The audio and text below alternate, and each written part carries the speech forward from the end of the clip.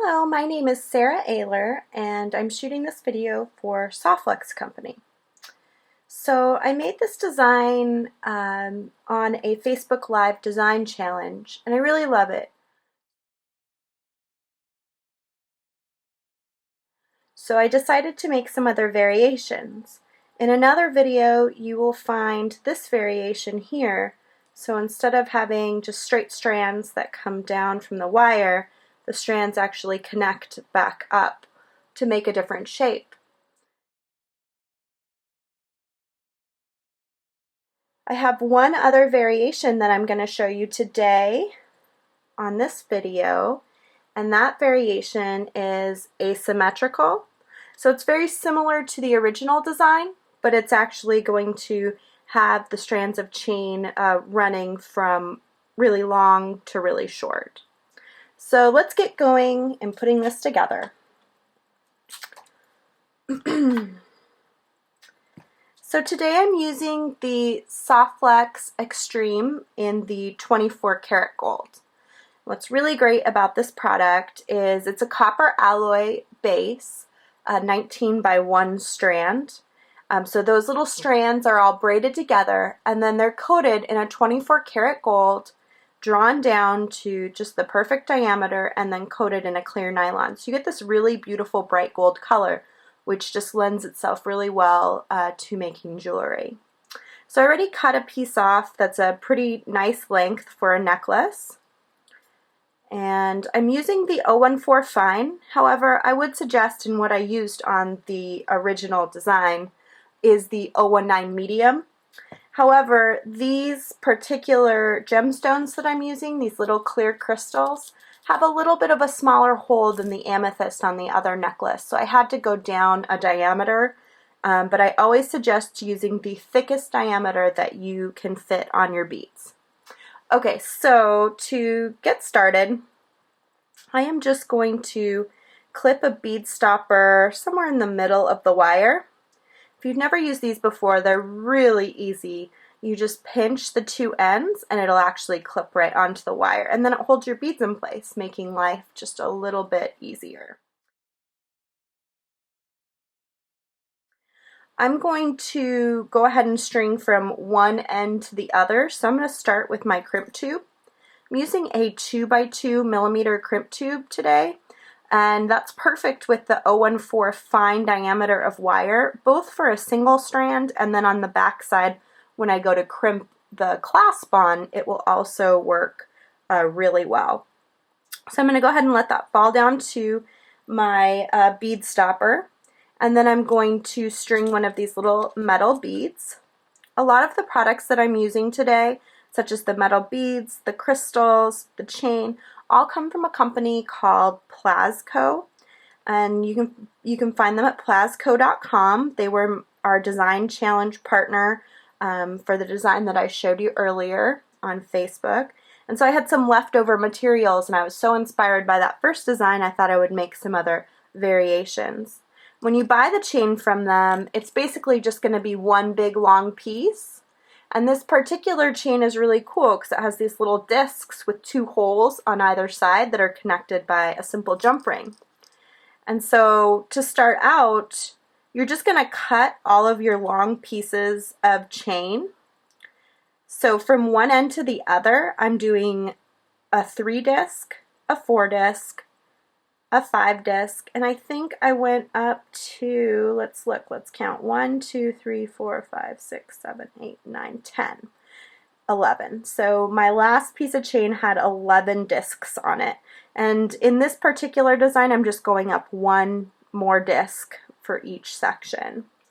So after my little metal bead that I added, I'm going to string on one of these little itty bitty crystals. They're pretty small. They're probably like a 3 millimeter would be my guess. Pretty tiny. And then I'm going to add my first length of chain, the 3 disc. I'm going to string right through the actual disc itself rather than a jump ring. In the previous design I did string through jump rings, but I think this will be a lot stronger and I'll have to worry just a little bit less about losing one of those pieces if I don't use the jump rings.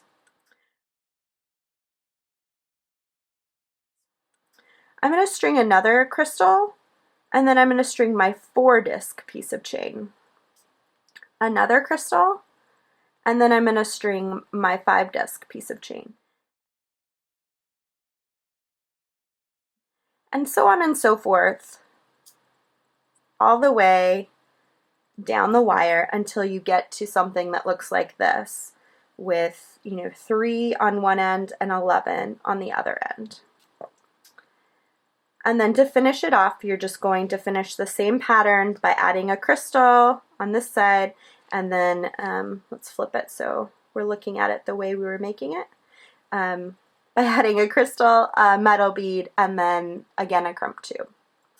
So the next step is I'm going to take my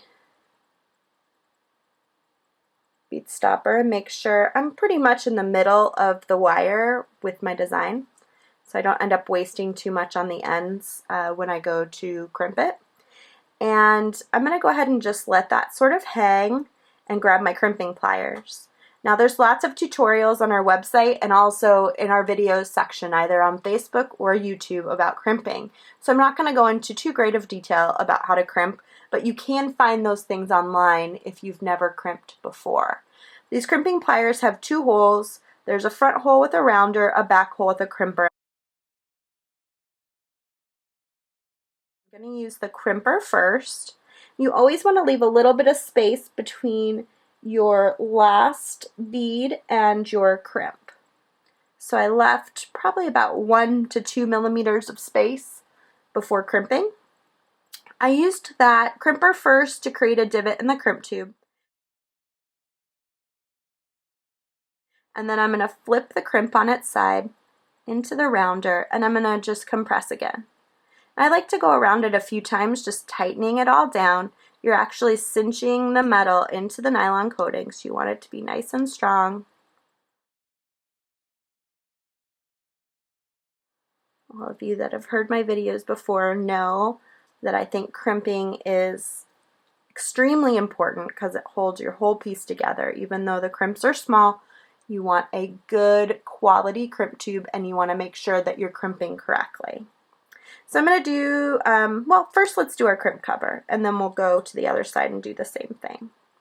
So a crimp cover is basically an open-faced bead. It looks sort of like a little C shape.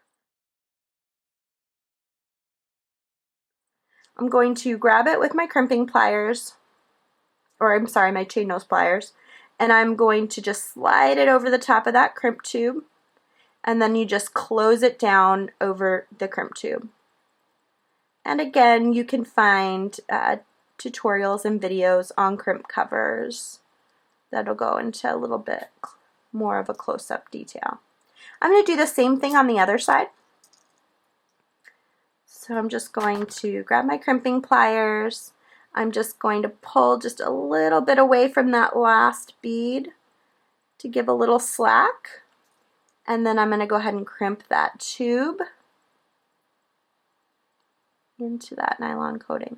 I am using a 2 by 2 millimeter crimp tube, and the crimp covers are 3 millimeter. So you always want to get the millimeter size 1 step bigger on your crimp cover. So if you're using a 3 by 3 crimp, you would use a 4 millimeter crimp cover. I am going to close this down again, and that will look like a beautiful little bead. So we've got the start, and now all we have to do is add a clasp. So there's a real quick and easy way to do that. And first I want to sort of measure. I usually like to hold it up to my neck to see how long I want it to be. And I'm just going to grab a clasp out real fast because I didn't put one out yet. And not sure where they are, so I will go ahead and use this one.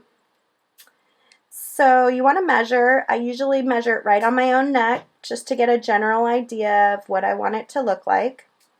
And what I do then, make sure I got the right length. I find like a good length, and I keep my finger on it just like this. and then I string my crimp tube on. Go through my clasp, and then back into the crimp tube, always sort of holding on to the wire where I want it to end up. I'm actually going to push the wire through the crimp till I get it to that space. And then I like to make my wire side by side inside the crimp tube, not because it's going to hold better necessarily, but because I can make sure that this clasp lays nice and straight. I'm going to go ahead and crimp, and crimp again, just like we did before, quick and easy. And then I will trim off.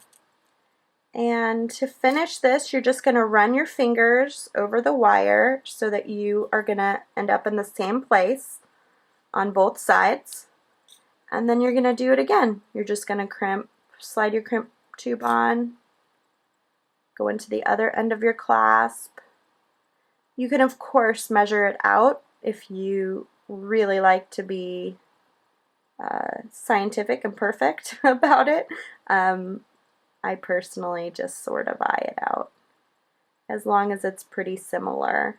I do like to make sure both sides are similar in their loops. That makes it look a little more professional. You don't have one big giant loop on one side and one little loop on the other side. And then again, I'm just going to crimp, and I'll go ahead and cover both of these with a crimp cover, but I'll do that after the video since you've already seen me do that. So here we are. We have our finished necklace.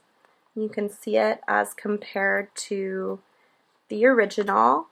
It is more of an asymmetrical design rather than straight.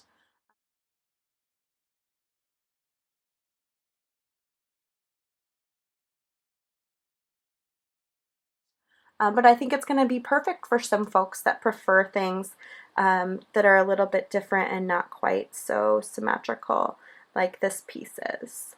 If you would like to learn more about this particular design, you can find it on Facebook Live by going to our videos section on the Softflex Company Facebook page. And then if you wanted to learn more about this guy here, you can find that either on Facebook or on YouTube. It should go up about the same time as this asymmetrical design. And if you'd like to learn more about us, you can find us at www.softflexcompany.com. And if you'd like to learn more about some of the products that I used today, definitely do stop by Plazko's website, which is plazko.com. You can pick up your Softflex from them, as well as all of the other products that I used in this video.